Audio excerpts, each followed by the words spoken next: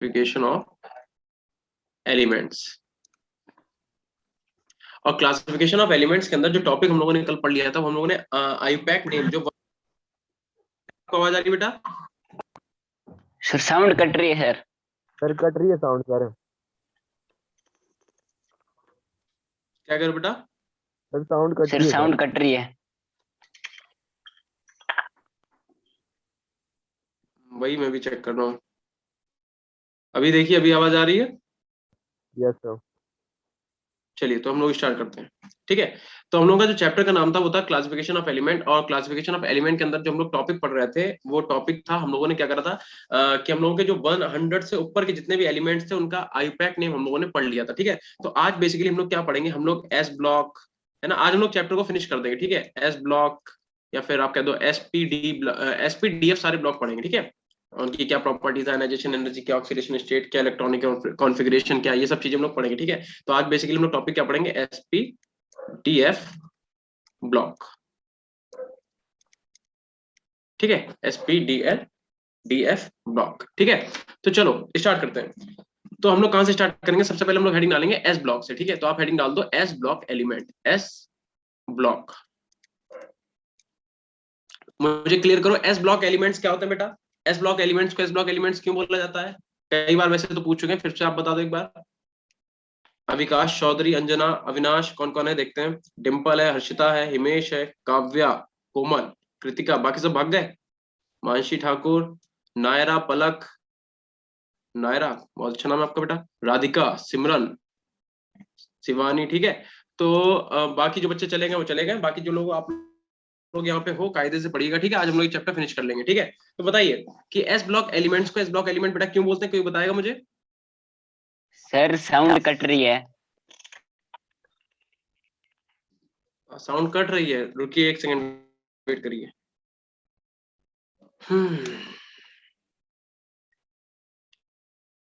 कटनी तो नहीं चाहिए साउंड। सर क्लियर आ रही है अब। अभी आ रही है आवाज? हाँ जी। Yes sir. अच्छा चलिए ठीक है, अगर बीच में कुछ गड़बड़ हो तो बता दीजिएगा, ठीक है। तो देखिए एस ब्लॉक एलिमेंट्स की सबसे पहली बात अगर हम लोग करें तो एस ब्लॉक एलिमेंट्स को एस ब्लॉक एलिमेंट इसलिए बोला जाता है क्योंकि क्योंकि जो लास्ट इलेक्ट्रॉन है, ठीक है, जो लास्ट इलेक्ट्रॉन है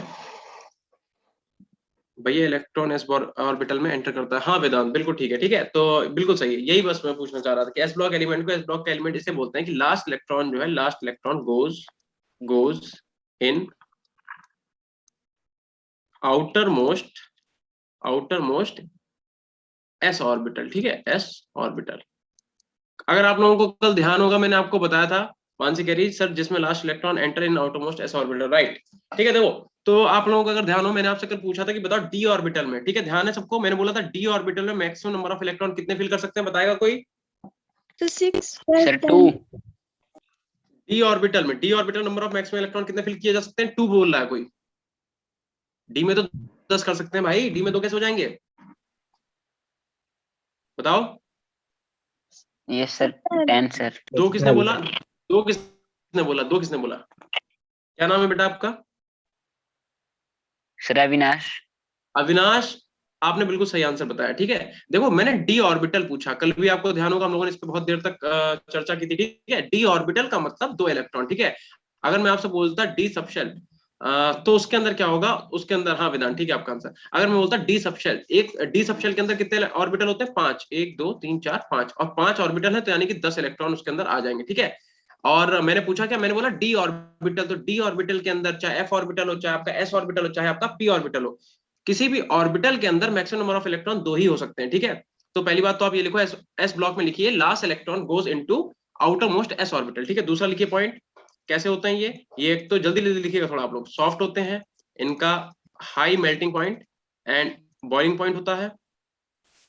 जनरली साइज में कैसे होते हैं? बड़े होते हैं बाकी जितने भी एलिमेंट्स उनसे। और इनकी जो आयनाइजेशन एनर्जी है, इनकी जो आयनाइजेशन एनर्जी है वो कैसी होती है? कम होती है, क्योंकि क्या होता है, मेटल होता है, मेटल जल्दी क्या करते हैं, इलेक्ट्रॉन्स को निकालते हैं, है ना, इलेक्ट्रॉन्स को डोनेट करते हैं, खुद से ही इलेक्ट्रॉन्स को डोनेट कर रहे हैं, दैट मीन इनका इलेक्ट्रॉन निकालना थोड़ा सा आसान हो जाएगा, ठीक है। और एक और बात, +2 एंड सर साउंड कट रही है बीच बीच में। 1 एंड +2 ऑक्सीडेशन, ठीक है, आयन का फॉर्मेशन होता है। सर आपकी वॉइस सर क्लियर साउंड नहीं आ कट रही रही है। है। नहीं आ रही सर। हेलो। चलिए रुकिए रुकिए बेटा, एक सेकंड, 1 मिनट मुझे दीजिए, ठीक है?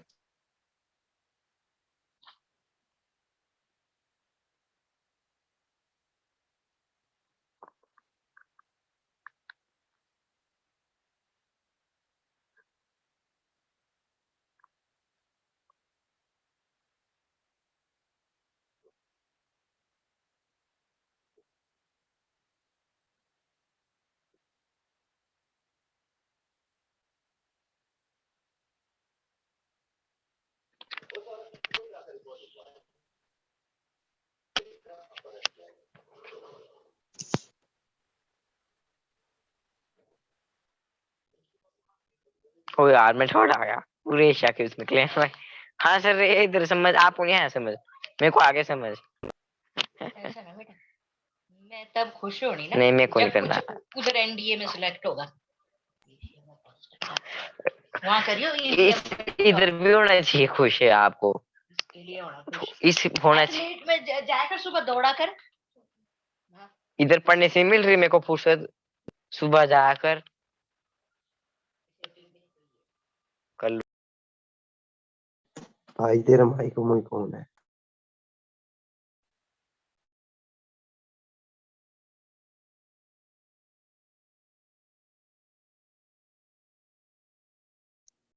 बेटा आप लोगों को आवाज क्लियर आ रही है मेरी? Yes Yes, sir. sir. Yes sir.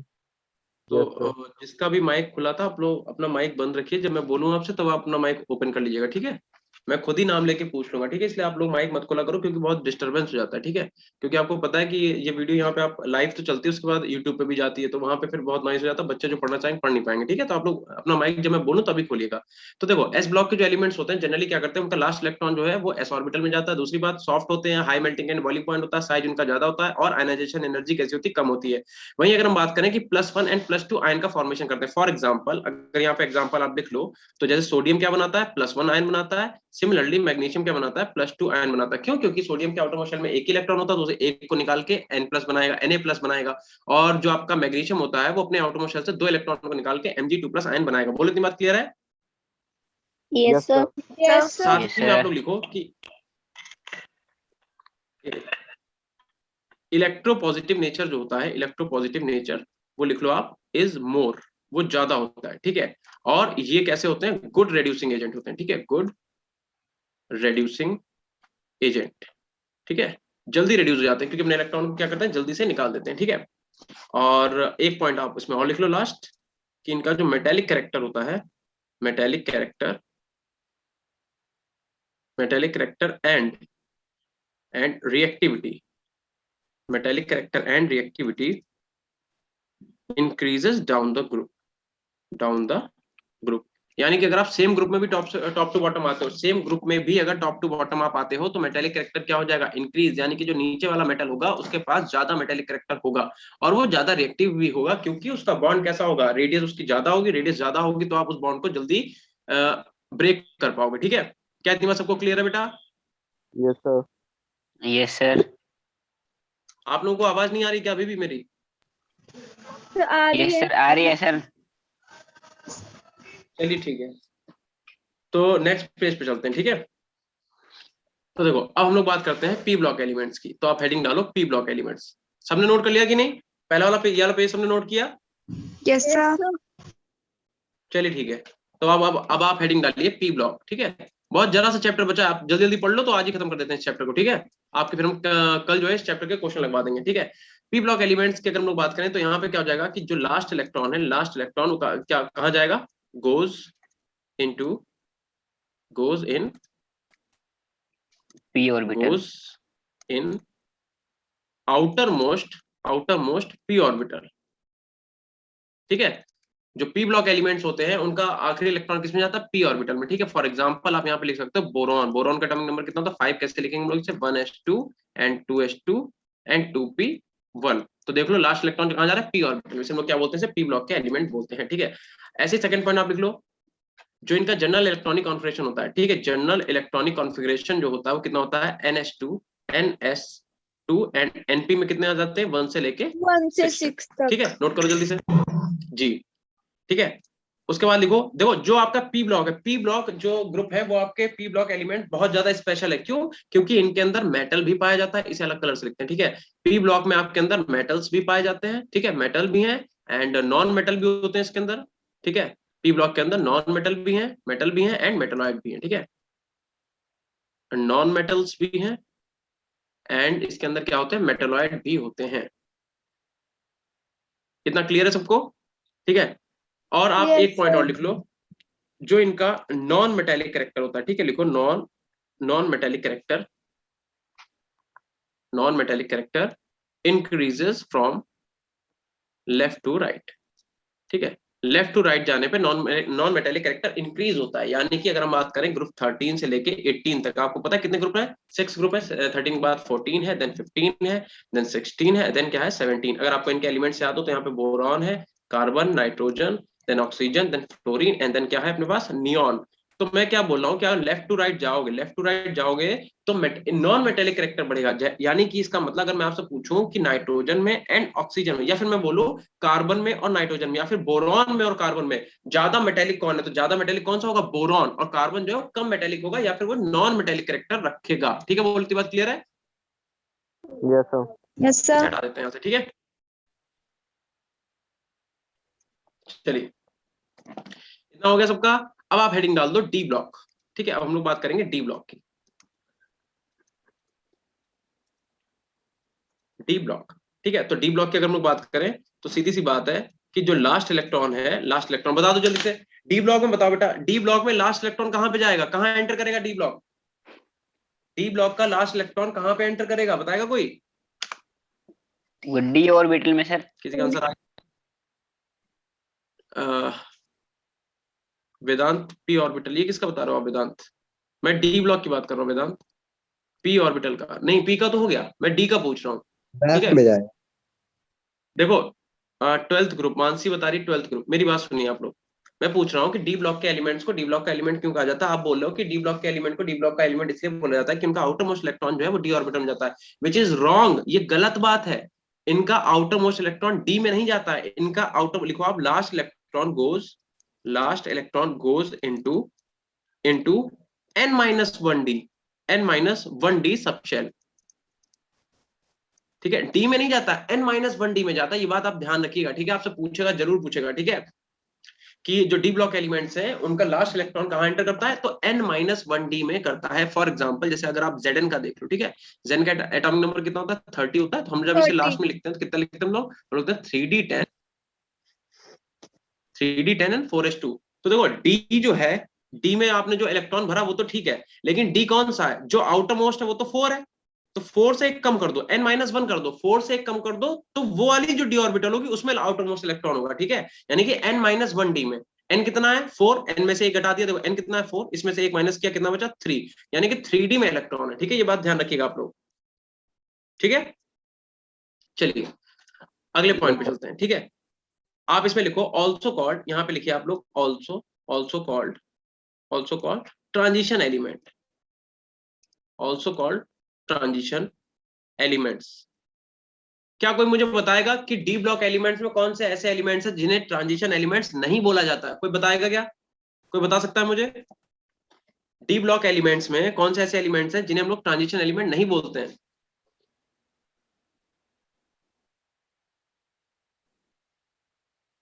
आवाज आ रही बेटा आप लोगों को?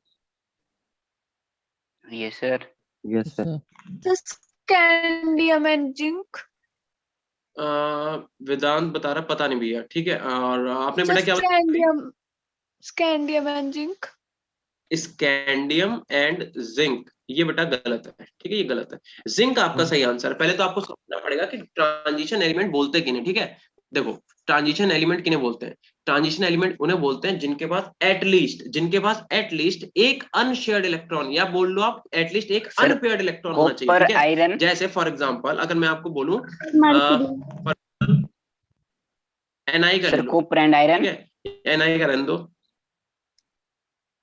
सर। जिंक, हाँ जिंक होगा, ठीक है। देखो फॉर एग्जांपल कोई भी ले लो, फॉर एग्जांपल ले लो आप एमएन ले लो, मैग्नीज ले लो, ठीक है। अरे यार नेटवर्क का आज कुछ ज्यादा इशू हो रहा है मेरे साथ। एमएन ले लो, एमएन का कितना एटॉमिक नंबर होता है? 25। एमएन को आप लिखोगे क्या? लिखोगे 3d5 3d5 4s2। अब जरा डी ऑर्बिटल देखो इसका, डी ऑर्बिटल में कितने इलेक्ट्रॉन है? 5, और पांचों कैसे हैं? अनपेयर्ड। 1 2 3 4 5, 5 के 5 कैसे हैं? अनपेयर्ड है, ठीक है। आयरन कॉपर, अविनाश नहीं बेटा, आयरन कॉपर नहीं होता, ठीक है। मैंने आपसे पूछा कि ऐसे कौन से एलिमेंट्स हैं जिन्हें ट्रांजिशन एलिमेंट नहीं बोलते, तो आपको ध्यान रखना पड़ेगा, उसका आंसर सीधा सीधा क्या है? Zn, ठीक है, एंड Cd एंड Hg। एक ही ग्रुप के हैं, Zn के नीचे Cd होता है, Cd के नीचे Hg होता है। क्यों होता है वो रीजन आप सुनो, ठीक है। भैया आप लैग हो रहे हो यार। वेदांत पता नहीं यार, मैं तो ट्राई तो पूरा कर रहा हूँ, बट लेट मी चेक।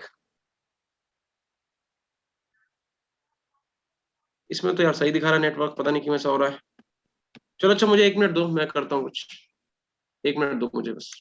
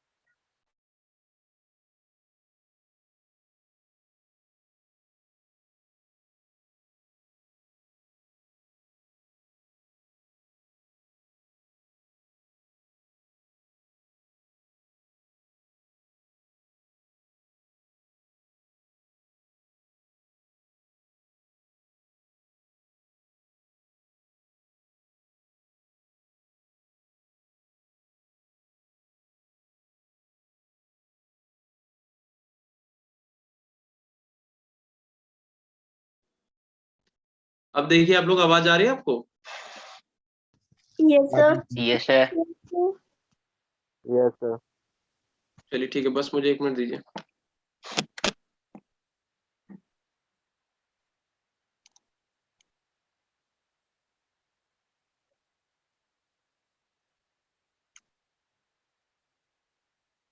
हम्म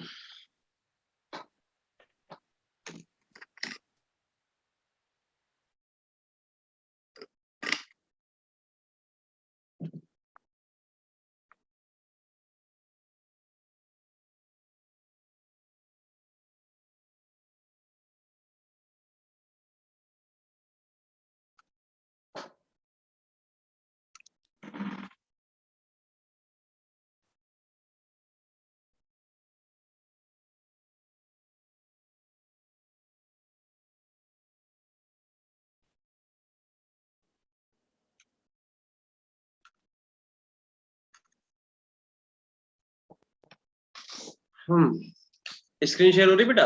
देख के बता दो जरा। Yes, sir. चलिए ठीक है। Yes, sir. ठीक है ठीक है ठीक है। अभी आपको आवाज आ रही है ना मेरी clear? Yes, sir. Yes, sir. चलो ठीक है।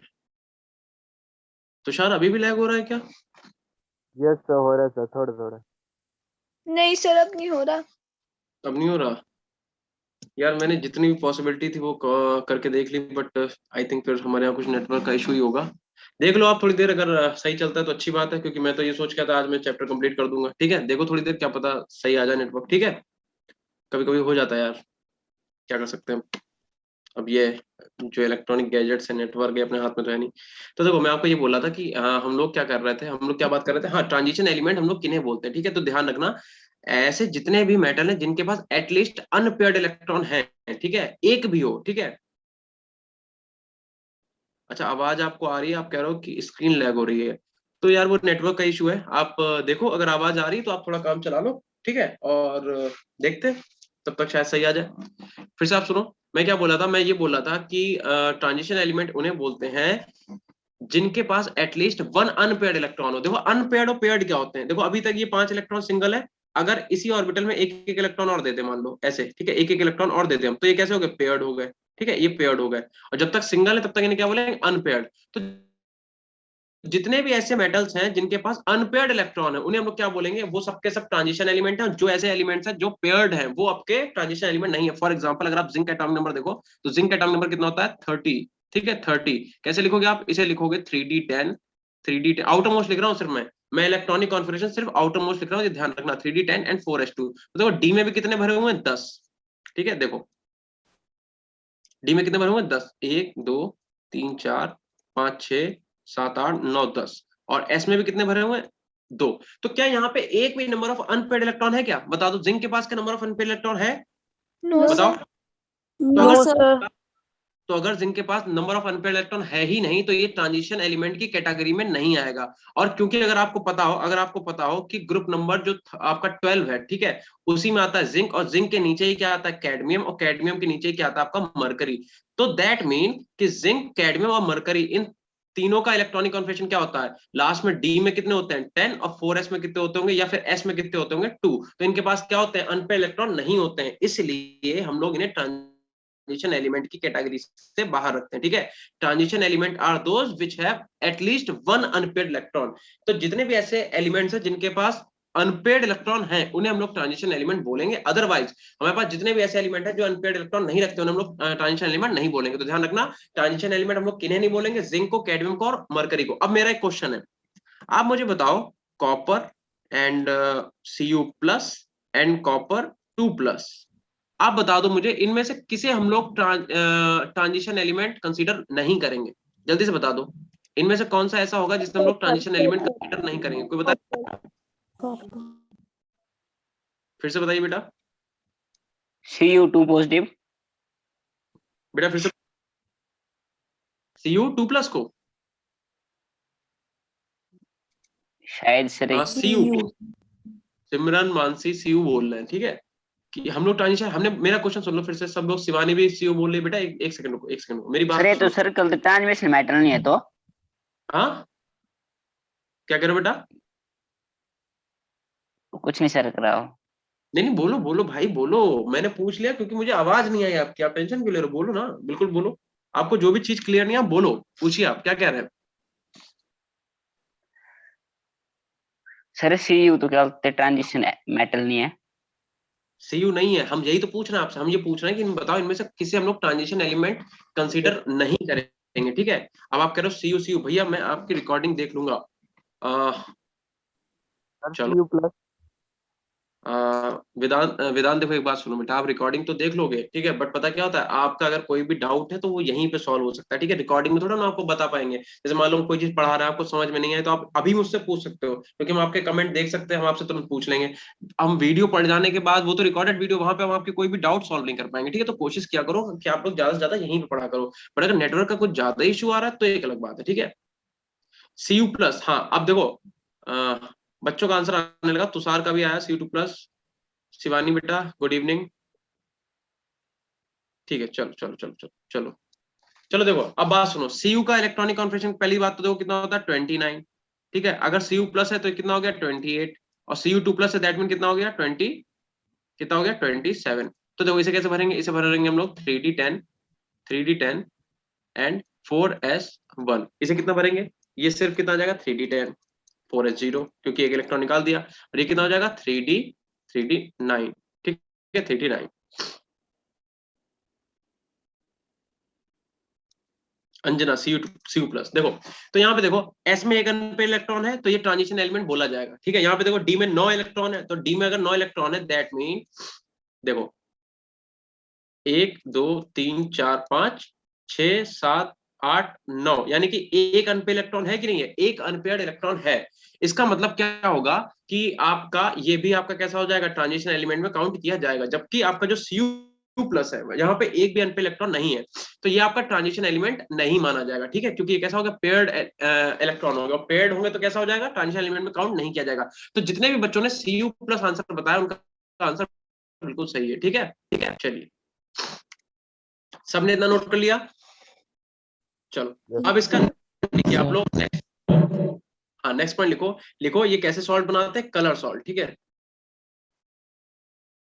कलर्ड सॉल्ट का फॉर्मेशन करते हैं। ठीक, दूसरी बात, क्योंकि इनके पास ज्यादातर क्या होता है, पैरामैग्नेटिक अनपेयर्ड इलेक्ट्रॉन होता है, तो अनपेयर्ड इलेक्ट्रॉन की वजह से इनका नेचर कैसा होता है, पैरामैग्नेटिक। पैरामैग्नेटिक। आपसे पूछा जाएगा कि डायमैग्नेटिक क्या होते हैं, पैरामैग्नेटिक क्या होते हैं। ठीक है, तो ध्यान रखना, जितने भी ऐसे एलिमेंट है जिनके पास अनपेयर्ड इलेक्ट्रॉन है वो सबके सब कैसे हो जाएंगे, पैरामैग्नेटिक। और जितने भी ऐसे एलिमेंट्स हैं जिनके पास पेयर्ड इलेक्ट्रॉन है उन्हें हम लोग क्या बोलेंगे, डायमैग्नेटिक इन नेचर। ठीक है, और आप यहाँ पे लिख लो ये कैसे कैटलिस्ट है, गुड कैटलिस्ट है। ठीक है, लिख लो गुड कैटलिस्ट। ठीक है, गुड कैटलिस्ट, इतना लिखिए सब लोग। और एक बात और, ये लोग जो ग्रुप डी के एलिमेंट्स हैं या फिर ट्रांजिशन एलिमेंट है, ये वेरिएबल ऑक्सीडेशन स्टेट रखते हैं। ठीक है, लिखो वेरिएबल ऑक्सीडेशन स्टेट शो करते हैं, वेरिएबल ऑक्सीडेशन स्टेट शो करते हैं। जैसे कि Fe जो है, Fe वो +2 भी करता है, अरे भाई Fe +2 भी करता है, और Fe जो है वो +3 भी करता है। ठीक है, Fe +2 भी करेगा एंड Fe +3 भी करेगा।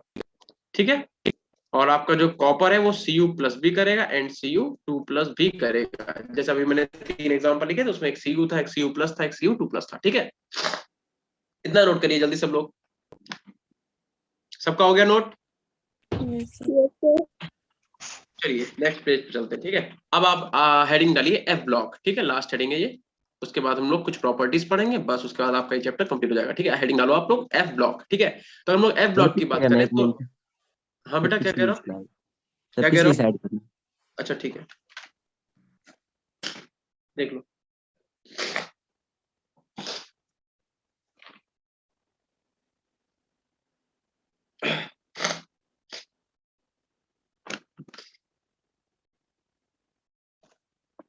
एग्जाम की प्रिपरेशन कैसी चल रही है आप लोगों की? सर अच्छी चल रही अच्छा, कितने चैप्टर हो गए आपके कंप्लीट, तैयार सर कितने हो गए? बहुत बुरे वाले। बहुत बुरी वाली चल रही है। अच्छा, तो तेजी से पढ़िए थोड़ा थोड़ा। चले नेक्स्ट स्लाइड पे चले। Yes sir. चलो, अब हेडिंग डालो आप F ब्लॉक एलिमेंट्स। ठीक है, F ब्लॉक एलिमेंट। मेरा भी आ रहा क्या, राधिका क्या कहना चाह रहे हो आप, क्या आ रहा आपका? नहीं सर, मैं वही थी कि हो गया, वो गलती से हो गया, मतलब मेरा हो गया क्वेश्चन। अच्छा अच्छा, चलिए ठीक, चलिए ठीक है, ठीक है। तो देखो लास्ट इलेक्ट्रॉन की अगर बात करें, हाँ अब आपको बता दो, चलो आप लोगों ने इतना सब तो पढ़ी रखा, तो आपको इतना तो पता ही होगा कि F ब्लॉक एलिमेंट की अगर हम बात करें तो F ब्लॉक एलिमेंट्स को F ब्लॉक एलिमेंट्स क्यों बोलते हैं? क्या इनका electron, outer most electron F orbital में जाता है? कोई बताएगा? F ब्लॉक एलिमेंट्स को F ब्लॉक एलिमेंट्स क्यों बोलते हैं? ध्यान रखो, गलत कर दोगे। देखो sp तक तो आपकी बात सही है, अगर आप बोल रहे हो कि s ऑर्बिटल्स आर दोज जिनका outer most electron s orbital में जाता है, बिल्कुल सही। p ब्लॉक के एलिमेंट वो है जिनका आउटर मोस्ट इलेक्ट्रॉन p में जाता है, वो भी बात सही है। लेकिन d में ध्यान रखना, d ब्लॉक के एलिमेंट्स वो है जिनका outer most electron n-1 d में जाता है। और f ऑर्बिटल्स क्या है, f ब्लॉक के एलिमेंट सॉरी क्या है, लिखो जिनका लास्ट इलेक्ट्रॉन जो है, last electron goes into n-2 f orbital, n-2 f orbital. ठीक है, ये बात आप याद रखिएगा, n-2 f में। ठीक है, n-2 f में इनका आउटर मोस्ट इलेक्ट्रॉन जाएगा। ठीक है, और अगर हम बात करें कि f ऑर्बिटल कितने टाइप के होते हैं, तो आपको पता होगा 2 टाइप के होते हैं। ठीक है, एक होता है आपके पास लेंथेनॉइड सीरीज, इसका कलर चेंज कर लो, एक लिखो आप लेंथेनाइट सीरीज, और एक आपके पास होती है एक्टिनाइट सीरीज। एक्टिनाइट, ठीक है, इसके अंदर भी कितने एलिमेंट्स हैं, 14 एलिमेंट्स है, सॉरी ई नहीं। ठीक है, और यहाँ पर भी कितने 14 एलिमेंट्स हैं। ठीक है, यहाँ पे भी कितने 14 एलिमेंट्स हैं। निकलिए इसने? Yes sir. ठीक है, और ध्यान रखना, इन्हें हम लोग इनर ट्रांजिशन एलिमेंट भी बोलते हैं। ठीक है, इन्हें हम लोग क्या बोलते हैं, इनर ट्रांजिशन एलिमेंट। ठीक है, इन्हें हम लोग क्या बोलते हैं, inner transition elements, inner transition element, या फिर आप इसे बोल सकते हो एलिमेंट्स आफ्टर यूरेनियम, यूरेनियम का एटॉमिक नंबर होता है 92, मतलब कि 92 के बाद के जितने भी एलिमेंट है हम लोग इनर ट्रांजिशन एलिमेंट, या फिर हम लोग बोलते हैं F ब्लॉक के एलिमेंट। बोले इतनी बात क्लियर है सबकी? Yes sir. चलिए, अगर इतना सबका नोट हो गया तो हम लोग आगे बढ़े। Yes sir.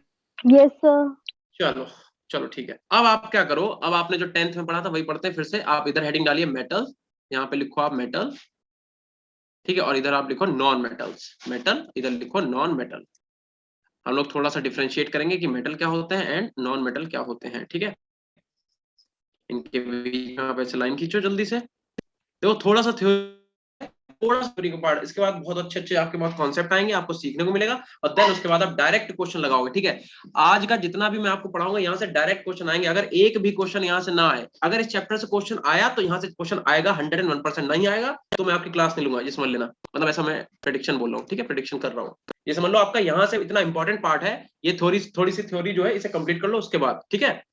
तो यहाँ का जो जितना भी मैंने नोट करवाऊँ अपनी कॉपी में नोट जरूर करिएगा, ठीक है, क्योंकि डायरेक्ट क्वेश्चन आपके लगेंगे। तो पहले आप क्या लिखो, मेटल्स में पहला पॉइंट लिखिए आप लोग, लिखो top to bottom, top to bottom. देखो नेटवर्क की वजह से यार थोड़ा सा मेरा पेन में ना दिक्कत हो रही है, तो आप लोग, मैं इसीलिए बोल रहा हूँ, ठीक है। टॉप टू बॉटम क्या होता है, साइज जो होता है, साइज आपको पता है वो इंक्रीज करता है, ठीक है। इसीलिए के लिए जो मेटेलिक कैरेक्टर होता है, मेटेलिक कैरेक्टर वो भी इंक्रीज करता है, ठीक है। Top to bottom size increase करता है, एंड जो आपका मेटेलिक कैरेक्टर है, मेटेलिक कैरेक्टर वो भी क्या करता है, इंक्रीज करता है, ठीक है। इतना लिखो। दूसरी बात यहाँ पे हम लोग लिख सकते हैं कि found in left side of periodic table. Periodic table को चलो लिख देते हैं, पेरियोडिक टेबल के लेफ्ट साइड में आप देखोगे, यानी कि जो आपके एस ब्लॉक एलिमेंट्स हैं, ज्यादातर मेन मेटल वही आपके मेटल्स हैं, ठीक है, ध्यान रखना, ठीक है।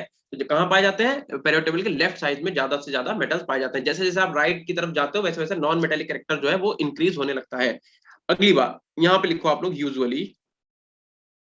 यूजुअली सॉलिड होते हैं, ठीक है। जनरली मेटल्स कहते हो कैसे होते हैं, सॉलिड। जैसे आप आयरन कैसा सॉलिड है, लिक्विड है। लेकिन एक एक्सेप्शन आपके पास है, कौन सा, मरकरी क्या है, एक्सेप्शन। मरकरी ध्यान रखो सॉलिड है। कभी डॉक्टर के यहाँ सब लोग गए हो, अच्छा डॉक्टर के यहाँ नहीं भी गए हो तो घर में आपके पास थर्मोमीटर तो होता होगा, सबके पास थर्मोमीटर है कि नहीं है, बताओ। Yes sir. थर्मोमीटर में एक तो होता है इलेक्ट्रिक वाला थर्मोमीटर, ठीक है, उसकी बात तो हटा दो, उसमें तो आप देख भी नहीं सकते है ना, वो तो इलेक्ट्रिक वाला है। बट वो जो आता है कांच का होता है, जिसके अंदर मरकरी भरा होता है, देखा किसी ने? Yes yes sir. सर। तो उसके अंदर मरकरी होता है। मरकरी बेटा वो सॉलिड है, मतलब सॉलिड नहीं, सॉरी, वो मेटल है। मरकरी क्या मेटल है। हम लोगों ने क्या पढ़ा, मरकरी मेटल्स क्या होते हैं, जनरली सॉलिड होते हैं। जैसे अपना कॉपर हो गया, आयरन हो गया, ठीक है, गोल्ड तो हटा दो, सिल्वर हो गया, है ना, और बाकी जितने भी मेटल्स हैं हम लोग को पता, प्लेटिनम हो गया, ये सब क्या है, ये सॉलिड होते हैं, मतलब सॉलिड होते हैं और मेटल्स होते हैं, है ना, ये तो पता ही है। मरकरी भी मेटल है बट वो क्या है, वो सॉलिड नहीं है, ध्यान रखना, वो लिक्विड की फॉर्म में पाया जाता है, ठीक है, ये एक एक्सेप्शन हो गया। अगली लिखो, यूजुअली क्या होता है, usually high melting and boiling point, ठीक है, ध्यान रखिएगा। यहां पर भी एक एक्सेप्शन है, ठीक है। आपका जो गैलियम है और जो आपका सीजियम है, ठीक है, इनका जो melting point and boiling point होता है वो लो होता है, ठीक है, लो मेल्टिंग पॉइंट। यहाँ पे नोट कर लो ये बात, एक्सेप्शन देखो निकला है। अब देखो वैसे तो आपको सोचने में, जब मैंने हेडिंग डाली होगी कि इधर लिख लो मेटल, इधर लिख लो नॉन मेटल, तो आपने सोचा अरे यार ये तो हम लोग 10th से पढ़ते आ रहे हैं, लेकिन आपने 10th में ये सब चीजें नहीं पढ़ी होंगी, ठीक है। यहाँ पे आपको मैं जितने भी नोट्स बनवा रहा हूँ वो विद एक्सेप्शन है, ठीक है, यहाँ से, यानी कि सीधा सीधा क्वेश्चन आएगा ही आएगा, ठीक। इतना नोट किया सबने? Yes next sir. नेक्स्ट लिखो, यहाँ पे लिखो गुड कंडक्टर ऑफ, लिखो good conductor of heat and electricity, good conductor of heat and electricity, ठीक है। अब आ जाते हैं हम लोग नॉन मेटल्स में, ठीक है।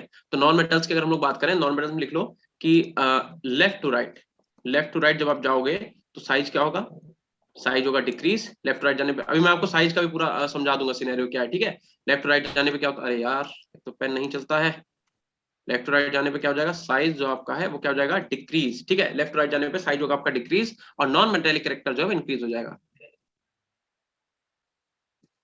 Non metallic character increase, character ऐसे लिखते हैं, देखो ऐसे परसेंटेज का साइन बना के कैरेक्टर, ठीक है, तो उसे पूरा लिखने की जरूरत नहीं है। नॉन मेटेलिक कैरेक्टर क्या हो जाएगा, इंक्रीज हो जाएगा। दूसरी बात, आप यहाँ पे अगला पॉइंट लिख सकते हो, फाउंड, अरे भाई साहब आज तो नेटवर्क ने मतलब बहुत ही दिमाग खराब कर दिया। लिखो फाउंड, सर इंक्रीज या डिक्रीज? हाँ बेटा क्या कह रहे हो, क्या बोल रहे हो बेटा? सर मेटालिक वो नॉन मेटेलिक। इंक्रीज या डिक्रीज हो रहा है। लेफ्ट टू राइट जाने पे जो आपका साइज है वो डिक्रीज होता है, नॉन मेटेलिक कैरेक्टर इंक्रीज हो जाता है, ठीक है, नॉन मेटेलिक कैरेक्टर इंक्रीज, ठीक है। चलो, और नेक्स्ट पॉइंट लिखिए आप लोग, यूजुअली क्या होते हैं, सॉलिड होते हैं, या फिर कैसे होते हैं, गैसेस होते हैं, ठीक है। जनरली क्या होंगे, सॉलिड होंगे या फिर गैसेस होंगे, और इनका लो होगा melting point and boiling point. Boiling point और मेल्टिंग पॉइंट कैसा होगा, लो होगा। लेकिन यहाँ पे भी एक एक्सेप्शन है, ठीक है। कोई बताएगा एक्सेप्शन क्या है? मैंने बोला कि नॉन मेटल्स जो होते हैं उनका boiling point and melting point generally लो होता है, लेकिन एक एक्सेप्शन है। किसी को पता है कि वो एक्सेप्शन क्या है जिसका मेल्टिंग पॉइंट और बॉइलिंग पॉइंट बहुत ज्यादा होगा? क्या किसी को इतनी बात पता है? यहाँ पे आप लिखो एक्सेप्शन। किसी को पता है? हीरा, हीरा जानते हो, डायमंड। Yes sir. डायमंड किसका बनता है? डायमंड किसका एलोट्रोप है? डायमंड कार्बन का एलोट्रोप है, ठीक है। तो कार्बन और बोरॉन के जो कंपाउंड होते हैं, ध्यान रखना, कार्बन और बोरॉन अब क्योंकि आपको अगर पता होगा, आप लोगों ने अगर मूवी वगैरह देखते हो थोड़ी बहुत तो आपको पता होगा। एक कोई तो मूवी थी, मुझे उसका नाम नहीं याद आ रहा, बट उसमें क्या होता है, वो कहता है कि मतलब जो उसके गुंडा होता है, जो मेन जो विलन होता है, तो वो क्या कहता है कि हीरे लाए, तो अपने लोगों से कहता है हीरा लाए, तो वो हीरा लेके कहता है कि हाँ ये लो हीरा ले आए, हम चुरा के ले आए। तो कहता है अच्छा, तो क्या कहता है, उसके ऊपर हथौड़ा मारता है तो हीरा टूट जाता है। तो उससे क्या कहता है कि बोलता है कि ये नकली हीरा है। कैसे, आपको कैसे पता नकली हीरा है? तो कहता है अगर असली हीरा होता तो हथौड़ा टूट जाता, लेकिन सर साउंड आ रही सर। सर आपकी आवाज नहीं आ रही है। सर साउंड नहीं आ रही सर। सर साउंड कट रही है। हेलो। बिल्कुल बेटा, बेटा चेक करते हैं, रुको यार, अब तो मुझे भी इरिटेशन हो रही है।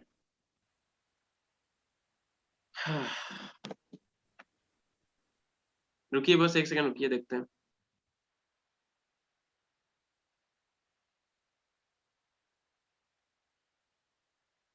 यार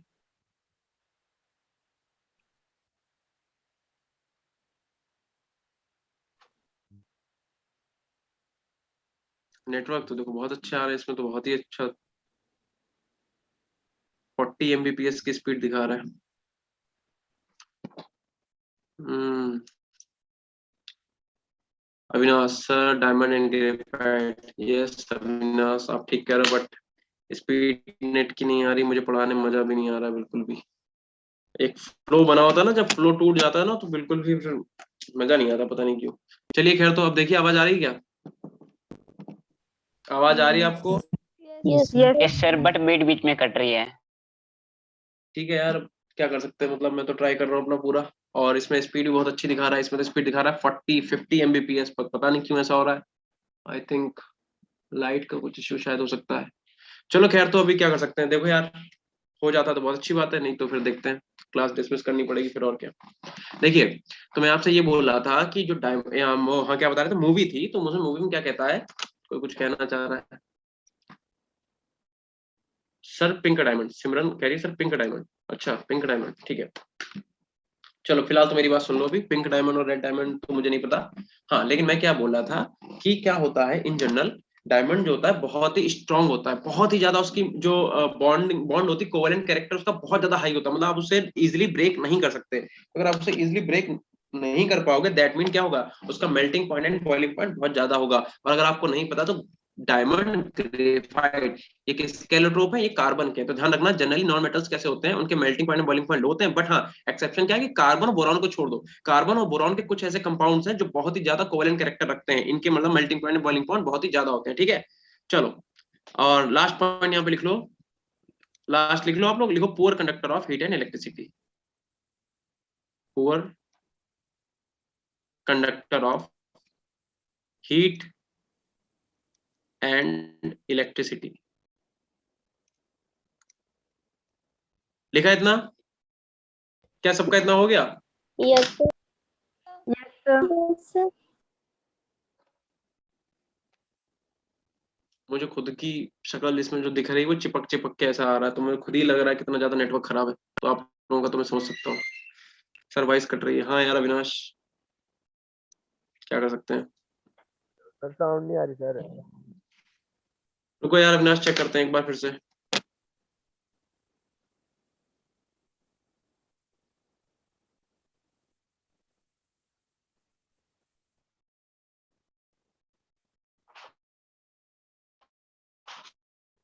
पता नहीं ऐसा क्यों हो रहा है, स्पीड दिखा रहा है।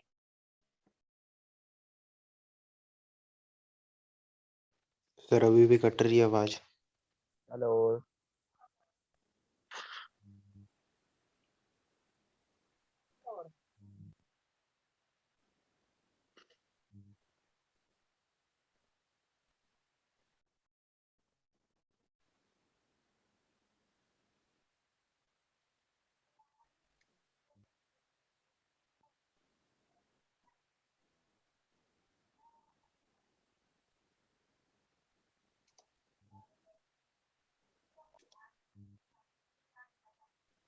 देखो यार, आवाज आ रही है क्या? सर अभी भी कट रही है सर, लैग हो रहा है।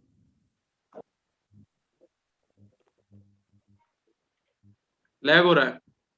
Yes sir. ये सर कट रही है वॉइस। हम्म, चलिए क्या कर सकते हैं अभी।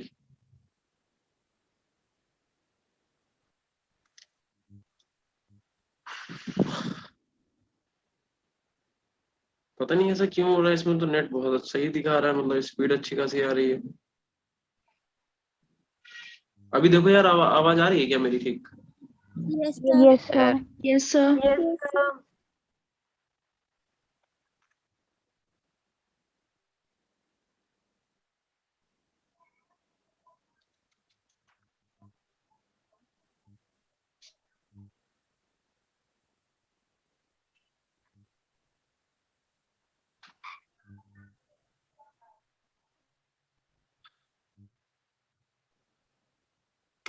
एक सेकंड देना बेटा मुझे।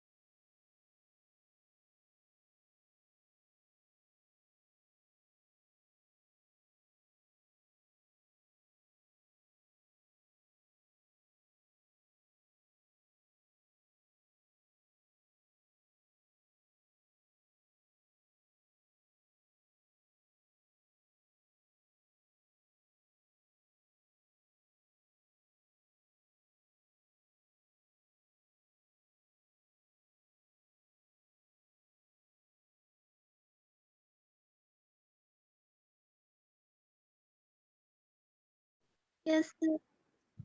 चलिए ठीक है।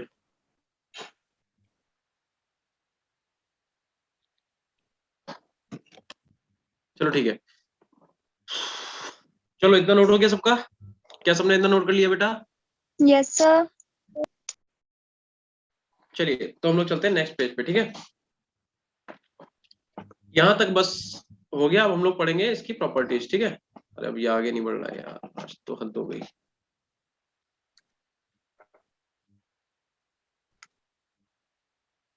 चलो ठीक है, अब आप हेडिंग डालिए आज की। नेक्स्ट हेडिंग डालिए आप जेड इफेक्टिव, ठीक है। हेडिंग डालो जेड इफेक्टिव, जेड इफेक्टिव, या फिर इसी को हम लोग क्या बोलते हैं, या फिर आप ऐसे ना लिखो, लिखो Z effective and screening effect. Screening effect, क्या किसी को पता है जेड इफेक्टिव और स्क्रीनिंग इफेक्ट क्या होता है? कोई बता सकता है मुझे कि Z effective and screening effect क्या होता है? क्या किसी को इतनी बात पता है कि जेड इफेक्टिव क्या होता है या फिर स्क्रीनिंग इफेक्ट क्या होता है? चलो देखिए, मान के चलो, मान लो ये आपके पास न्यूक्लियस है, ठीक है। और न्यूक्लियस है तो इसके पास एक शेल, मान लो ये भी शेल है, और एक मान लो ये भी शेल है, ठीक है। और मान लो एक शेल इसके पास और है, ठीक है। अब मान के चलिए इन सेल्स में इलेक्ट्रॉन है, मान लो एक इलेक्ट्रॉन, ये सबसे बाहर वाली सेल में एक इलेक्ट्रॉन है, यहाँ पे कई सारे इलेक्ट्रॉन है। फॉर एग्जांपल यहाँ पे मान के चलते हैं ऐसे 4 इलेक्ट्रॉन, ठीक है। और मान के चलो कि यहाँ भी कुछ ना कुछ इलेक्ट्रॉन तो होंगे ही, ठीक है। चलो, polar shielding effect of electron, ये हाँ ठीक है। तो देखो अब होता क्या है, क्या मान के चलो कि आपका जो न्यूक्लियस है वो क्या करना चाहेगा, न्यूक्लियस इस वाले इलेक्ट्रॉन को अपनी तरफ खींचना चाहेगा, ठीक है। इस वाले इलेक्ट्रॉन पे क्या करेगा, फोर्स ऑफ अट्रैक्शन लगाएगा, जेड इफेक्टिव, इसी को बोलते हैं Z effective. That mean nucleus क्या करेगा, इलेक्ट्रॉन्स पे, न्यूक्लियस के चारों तरफ जो भी इलेक्ट्रॉन के क्लाउड है उन्हें क्या करेगा, वो अपनी तरफ खींचेगा, ठीक है। बट होता क्या है, देखो बहुत ध्यान से समझना, होता क्या है कि जो ये वाले इलेक्ट्रॉन्स हैं, ठीक है, ये वाले इलेक्ट्रॉन्स अगर आप इन इलेक्ट्रॉन्स को ध्यान से देखो, तो जब न्यूक्लियस क्या करेगा, न्यूक्लियस जब इस वाले इलेक्ट्रॉन को, बाहर वाले इलेक्ट्रॉन को, इस वाले इलेक्ट्रॉन को न्यूक्लियस अपनी तरफ पकड़ के खींचेगा, तो ये वाले इलेक्ट्रॉन क्या करेंगे, उसका रिपल्सन करेंगे। क्यों? क्योंकि ये भी इलेक्ट्रॉन, नेगेटिव साइन इस पे भी होगा, और ये भी क्या है, इलेक्ट्रॉन ही तो है। तो इलेक्ट्रॉन इलेक्ट्रॉन कैसा होगा, रिपल्सन होगा कि नहीं होगा। यानी कि ये क्या करेंगे, ये सेकंड लेयर है, इसे मान लेते हैं फर्स्ट, ठीक है, ये मान लेते हैं सेकंड, और ये मान लेते हैं थर्ड। तो जो सेकंड लेयर में इलेक्ट्रॉन है, सेकंड लेयर के अंदर जितने भी इलेक्ट्रॉन है वो क्या करेंगे, आउटर मोस्ट इलेक्ट्रॉन को, जब न्यूक्लियस जो है वो आउटर मोस्ट इलेक्ट्रॉन को जो अपनी तरफ खींचेगा, इसका विरोध करेंगे, इसका ये रिपल्सन करेंगे। इसी को हम लोग बोलते हैं कि ये क्या कर रहे हैं, स्क्रीनिंग इफेक्ट शो कर रहे हैं। मतलब ये क्या कर रहे हैं, इसका रिपल्सन कर रहे हैं इस इलेक्ट्रॉन को अंदर जाने के लिए। न्यूक्लियस क्या चाह रहा है, न्यूक्लियस चाह रहा है कि वो अपने बाहर वाले इलेक्ट्रॉन को पकड़ के खींचे, उसे अपनी तरफ पुल करे, खींचे। बट ये वाले इलेक्ट्रॉन क्या कर रहे हैं, ये इलेक्ट्रॉन उसे अपनी तरफ खींचने नहीं दे रहे, क्योंकि ये भी इलेक्ट्रॉन और ये भी इलेक्ट्रॉन, इनके बीच में क्या हो रहा है, रिपल्सन हो रहा है। इसी को हम लोग बोलते हैं जेड इफेक्टिव या फिर स्क्रीनिंग इफेक्ट। क्या सबको वॉइस कट रही है? यस सर, सर कट रही है सर वॉइस नहीं, पर वो ऊपर इमेज का हो रहा है, मतलब सर वीडियो। आ रही है। कुछ बच्चे बोल रहे हैं आ रही है, कुछ बोल रहे हो नहीं आ रही है। यार आप लोग जानबूझ के तो नहीं कर रहे हो? सर वॉइस आ रही है आपकी। चलिए, अगर आ रही है तो प्लीज कंटिन्यू करते हैं थोड़ी देर, ठीक है। फिर तो अब आज तो आई डोंट थिंक ये चैप्टर कंप्लीट हो पाएगा, आया तो किसी प्लान से, ठीक है, प्लान से। तो फिलहाल तो आप यहाँ पे लिखो द नेट फोर्स, यहाँ पे लिखिए आप लोग जेड इफेक्टिव क्या होता है, लिखो the net force, the net force, ठीक है, experienced by outermost electron in a multi-electron system, ठीक है। इसी को हम लोग क्या बोलते हैं, जेड इफेक्टिव बोलते हैं। बताओ, बात समझ आ गई? मतलब जो आउटर मोस्ट इलेक्ट्रॉन है वो रिपल्सन जो फील करता है, मल्टी इलेक्ट्रॉन सिस्टम का मतलब एक ऐसी स्पीसीज, एक ऐसा एटम जिसके अंदर कई सारे इलेक्ट्रॉन्स हैं, तो उसी को हम लोग क्या बोलते हैं, जेड इफेक्टिव बोलते हैं, ठीक है। The net force experienced by outermost electron in a multi electron system is known as Z effective, या फिर हम लोग इसी क्या बोलते हैं, स्क्रीनिंग इफेक्ट, ठीक है। एक्चुअल में स्क्रीनिंग इफेक्ट कौन शो करते हैं, ये वाले इलेक्ट्रॉन्स, जो सेकंड लेयर के इलेक्ट्रॉन है, इन्हीं को बोलते हैं कि इनकी स्क्रीनिंग है। स्क्रीनिंग का मतलब क्या कर रहा है, आउटर मोस्ट इलेक्ट्रॉन को अंदर आने ही नहीं दे रहा है। न्यूक्लियस क्या कर रहा है, न्यूक्लियस चाह रहा है कि वो उस वाले लास्ट वाले इलेक्ट्रॉन को पकड़ के अपनी तरफ खींचे, ठीक है। बट ये क्या कर रहे हैं, बीच में अड़ंगा बने हुए हैं, ठीक है, उनके बीच में दीवार बने हुए हैं, तो ये क्या कर रहे हैं, उन्हें अंदर आने नहीं दे रहे हैं। इतना लिख लिया सबने? Yes sir. ठीक है। और इसी को हम लोग क्या बोलते हैं, हम लोग इसे बोलते हैं इफेक्टिव फोर्स, ठीक है, इफेक्टिव फोर्स, ठीक है। या फिर इसी को हम लोग बोलते हैं जेड इफेक्टिव। इसी चीज को हम लोग क्या बोलते हैं, जेड इफेक्टिव। इतना नोट कर लो सब लोग, ठीक है। यहाँ पे एक चीज लिख लो आप लोग, लिखो इनर इलेक्ट्रॉन, लिखो inner electron, inner electron act as shield between nucleus and outermost electron.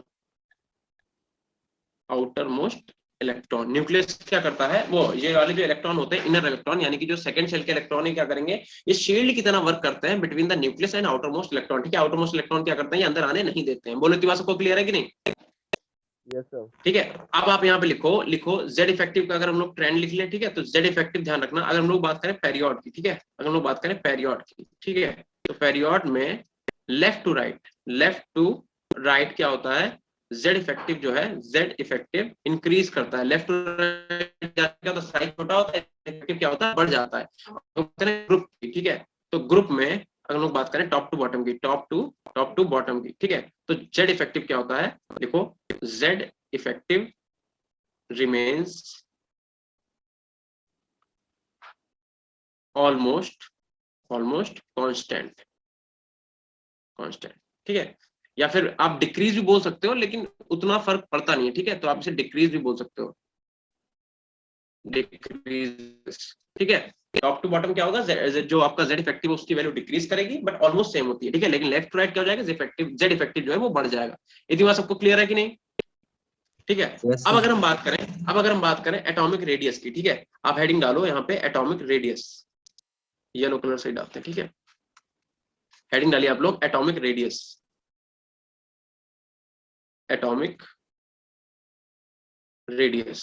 ठीक है, एटॉमिक रेडियस।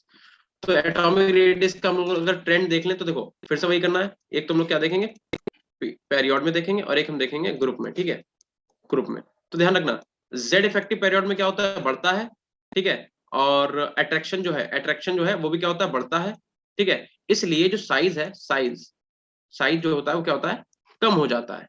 जबकि ग्रुप में क्या होता है कि टॉप टू बॉटम साइज जो आपका है वो इंक्रीज हो जाता है, साइज आपका क्या हो जाता है, इंक्रीज हो जाता है, ठीक है, top to bottom size increase. क्यों, रीजन देखो, अगर हम बात करें फर्स्ट पीरियड की, ठीक है, अगर हम बात करें फर्स्ट पीरियड की, फिर हम बात कर लें सेकेंड पीरियड की, फिर ऐसे हम बात कर लें थर्ड पीरियड की। फर्स्ट पीरियड का मतलब न्यूक्लियस के सामने कितना होगा, बस एक ही शेल होगी, न्यूक्लियस, और इसके पास क्या होगी, एक शेल। ऐसे सेकंड में अगर आप बात करो तो न्यूक्लियस के पास कितनी शेल होंगी, एक और एक, दो शेल। ऐसे अगर हम बात करें ग्रुप थर्ड की, तो इसमें क्या होगा, कितनी न्यूक्लियस हो जाएंगी, एक न्यूक्लियस और एक शेल, दूसरी शेल, और एक और हो जाएगी तीसरी शेल। तो अगर आप देख के बताओ 1 2 3 first period, second period, third period में सबसे बड़ा आइटम किसका होगा, थर्ड पीरियड का होगा कि नहीं होगा, बताओ? Yes, sir. Yes, sir. क्योंकि उसमें नंबर ऑफ शेल क्या हो गई, बढ़ गई, तो नंबर ऑफ शेल बढ़ेगा, देखो नंबर ऑफ शेल बढ़ेगा तो साइज बड़ा होगा, तो रेडियस भी क्या हो जाएगी, बड़ी हो जाएगी, ठीक है। तो यानी कि टॉप टू बॉटम जाने पे क्या होता है, नंबर ऑफ शेल बढ़ता है, इसलिए क्या, रेडियस भी इंक्रीज होता है। और लेफ्ट टू राइट जाने पे क्या होता है, देखो लेफ्ट टू राइट जाने पे क्या होता है, लेफ्ट टू राइट जाने पे नंबर ऑफ इलेक्ट्रॉन बढ़ जाते हैं। मान लो कि न्यूक्लियस तो यही है, एक न्यूक्लियस ये है, और इसके पास कितने इलेक्ट्रॉन है, मान लो 2 शेल है, और यहाँ पे इलेक्ट्रॉन कितने हैं, इलेक्ट्रॉन है मान लो 2, 1 2, ठीक है। और ऐसे ही दूसरा न्यूक्लियस ले लेते हैं हम लोग, ठीक है, मान लो एक दूसरा न्यूक्लियस आपके पास है, उसमें भी शेल कितनी है, 2 ही हैं, बट इसके बाद इलेक्ट्रॉन ज्यादा है। मान लो इलेक्ट्रॉन कितने, 1 2 3 4 5 6 इलेक्ट्रॉन है। तो अब यहाँ पे नंबर ऑफ इलेक्ट्रॉन क्योंकि ज्यादा है, तो ये वाला न्यूक्लियस क्या करेगा, 2 ही इलेक्ट्रॉनों को खींच रहा है, ये इलेक्ट्रॉन ये क्या करेगा, ज्यादा, मतलब पॉजिटिव भी ज्यादा, निगेटिव भी ज्यादा। तो यहाँ पे क्या होगा, फोर्स ऑफ जो अट्रैक्शन है वो बहुत ही ज्यादा बढ़ जाएगा, बढ़ेगा कि नहीं बढ़ेगा। और जो फोर्स ऑफ अट्रैक्शन बढ़ेगा तो ये क्या करेगा, ये वाली शेल जो है इस पूरी शेल को पकड़ के अपनी तरफ खींचेगा, आउटर मोस्ट शेल जो है उसे पूरी तरफ पकड़ खींचेगा, तो शेल कैसी हो जाएगी, कॉन्ट्रैक्शन चालू हो जाएगा, मतलब शेल जो है सिकुड़ जाएगी, ठीक है। इसलिए लेफ्ट टू राइट जाने पे क्या होता है, साइज जो होता है वो डिक्रीज हो जाता है, और टॉप टू बॉटम जाने पे साइज इंक्रीज होता है। और टॉप टू बॉटम जाने पे साइज इंक्रीज क्यों होता है, क्योंकि नंबर ऑफ शेल जो होती है वो इंक्रीज हो जाती है। बोलो क्लियर इतना? Yes, sir. चलो अब Yes, नेक्स्ट sir. हेडिंग आप डालिए, आप हेडिंग डालो एटॉमिक रेडियस, हेडिंग डालो आप लोग एटॉमिक रेडियस, ठीक है। तो हम लोग एटॉमिक रेडियस को 3 पार्ट में पढ़ेंगे। पहला क्या, पहला हो गया मेटेलिक रेडियस, ठीक है। दूसरा हम लोग क्या पढ़ेंगे, कोवेलेंट रेडियस,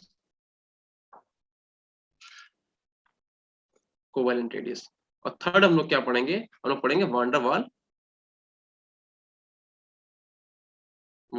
वाल रेडियस, वंडर वॉल रेडियस। ठीक है, चलो तो सबसे पहले हम लोग देखते हैं कोवेलेंट रेडियस क्या होता है। देखो कोवेलेंट रेडियस का मतलब, मान लो आपने क्या करा, एक एस ऑर्बिटल लिया, ठीक है, एस ऑर्बिटल कैसा होता है, स्फेरिकल होता है, सबको पता है, ठीक है। हम लोगों ने क्या करा, एक एस ऑर्बिटल लिया और दूसरा एस ऑर्बिटल लिया, ठीक है। तो एस ऑर्बिटल और एस ऑर्बिटल की ओवरलैपिंग करा दी, ठीक है, S orbital and S orbital की ओवरलैपिंग कराई, और इनके जो इंटर न्यूक्लियर डिस्टेंस है इसे हम लोगों ने क्या करा, मिला दिया, मतलब इसके न्यूक्लियस को इसके न्यूक्लियस से मिला दिया। तो यहां से यहां तक मिलाने पे जो डिस्टेंस आई वो कितनी आ गई, डी।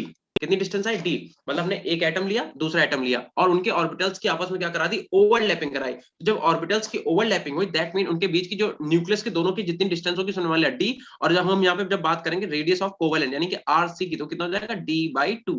डी/2 बोलो, इतनी बात ठीक है, सबको क्लियर हुई? ठीक है, इसे बोलते हैं हम लोग कोवेलेंट रेडियस। कोवेलेंट रेडियस का मतलब समझते हो? कोवेलेंट रेडियस का मतलब जब एटम्स के ऑर्बिटल आपस में क्या करें, ओवरलैप करें, उस केस में एक एटम और दूसरे एटम के न्यूक्लियस को आप मिला दो, वो कितना हो गया, डी। और डी का आधा कर दो, डी का आधा मतलब इसके न्यूक्लियस और इसके न्यूक्लियस की डिस्टेंस की आप आधी कर दो, उसे क्या बोलेंगे हम लोग, रेडियस बोलेंगे। कैसे रेडियस, कोवेलेंट रेडियस। ऐसे अगर हम लोग बात करें मेटेलिक रेडियस की, तो देखो मेटल्स क्या होते हैं, सॉलिड होते हैं। मेटल्स के एटम क्या होते हैं, बहुत पास पास होते हैं, उनमें किसी भी तरीके की ओवरलैपिंग नहीं होती, ध्यान रखना, ठीक है। अविनाश सर एक बार रिपीट, ठीक है। देखो हम लोग बात कर रहे थे एटॉमिक रेडियस की, तो एटॉमिक रेडियस बेटा तीन टाइप की होती है। पहली बात कौन सी, पहली आगे अपने पास मेटेलिक रेडियस, ठीक है, फिर आगे अपने पास covalent radius, and third one is van der Waals radius. तो हमने क्या बोला, मैंने बोला कि बता दो कि हमारे पास जो मेटेलिक रेडियस होती है वो क्या होती है, कोवेलेंट क्या होती है, वान डर वाल क्या होती है। हम लोग सबसे पहले कौन सी पढ़ी, कोवेलेंट रेडियस। तो ध्यान रखो कोवेलेंट रेडियस क्या होती है कि दो एटम है, फॉर एग्जांपल आपके पास दो एटम है, ठीक है, मान लो दो एटम है। दो एटम में क्या होगा, जब भी ऑर्बिटल आपस में मिलेंगे, ठीक है, तभी ओवरलैपिंग होगी, ठीक है। मान लो एक एस ऑर्बिटल आपका ये है, एक एस ऑर्बिटल आपका ये है, तो इन्होंने क्या करा, आपस में जब ओवरलैपिंग करी तभी तो बॉन्डिंग होगी। बॉन्डिंग कब होती है, जब ऑर्बिटल आपस में क्या करते हैं, ओवरलैपिंग करते हैं। तो ऐसे ही कोवेलेंट रेडियस क्या होता है, जब इसका ऑर्बिटल और इसका ऑर्बिटल, दोनों एटम के ऑर्बिटल आपस में क्या करें, मिक्स कर हो जाए, एक साथ क्या करें, ओवरलैपिंग करें। तो उस केस में क्या करो आप, इसके न्यूक्लियस और इसके न्यूक्लियस को मिला दो, तो जितनी डिस्टेंस होगी उसको क्या बोलेंगे, डी बोलेंगे। और रेडियस कितना हो जाएगा, उस डी का आधा, यानी कि जो आर सी का मतलब कोवेलेंट रेडियस कितनी हो जाएगी, डी/2, डी की आधी हो जाएगी। ऐसे ही अगर हम लोग बात करें मेटेलिक रेडियस की, ध्यान रखना मेटल्स क्या होते हैं भाई, सॉलिड होते हैं। तो सॉलिड मेटल की अगर हम लोग बात करें तो सॉलिड के एटम क्या होते हैं, पास पास होते हैं। देखो आपने एक चीज तो सुनी होगी, सॉलिड कैसे होता है, सॉलिड के एटम ऐसे होते हैं एकदम पास पास, सॉलिड के बीच में बिल्कुल भी गैप नहीं होता ना, सॉलिड के बीच में। देखो ये सॉलिड के एटम है। वाटर के एटम, लिक्विड के एटम कैसे होते हैं, थोड़ा दूर दूर, ठीक है, ऐसे थोड़े दूर दूर होते हैं। और जो गैस के एटम होते हैं वो क्या होते हैं, बहुत ही दूर दूर होते हैं। बताओ ये सबने पढ़ा है कि नहीं पढ़ा, बताओ इतनी बात सबको पता है? Yes sir. अगर इतनी बात सबको पता है तो आप एक चीज समझो कि जो मेटल होते हैं तो उनके जो एटम होते हैं, या फिर आप कह दो उनके जो ऑर्बिटल होते हैं, उनमें किसी भी तरीके की ओवरलैपिंग नहीं होती है, ठीक है। मेटल में किसी भी तरीके की ओवरलैपिंग नहीं होती। तो आप क्या करो, इसके न्यूक्लियस को और इसके न्यूक्लियस को मिला दो। इसके न्यूक्लियस को हमने क्या करा, इसके न्यूक्लियस से मिला दिया, ठीक है।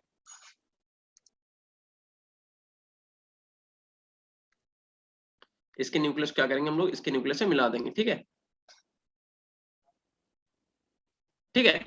और जितनी भी डिस्टेंस होगी वो कितनी हो जाएगी, डी। और जैसे हम लोग बात करेंगे किसकी, रेडियस की, तो आर एम मतलब मेटेलिक रेडियस कितनी हो जाएगी, डी/2। देखो आपसे ये नहीं पूछेगा कि मेटेलिक रेडियस का फॉर्मूला क्या होता है, कोवेलेंट रेडियस का फॉर्मूला क्या होता है, आपसे पूछेगा ज्यादा कौन सी होती है।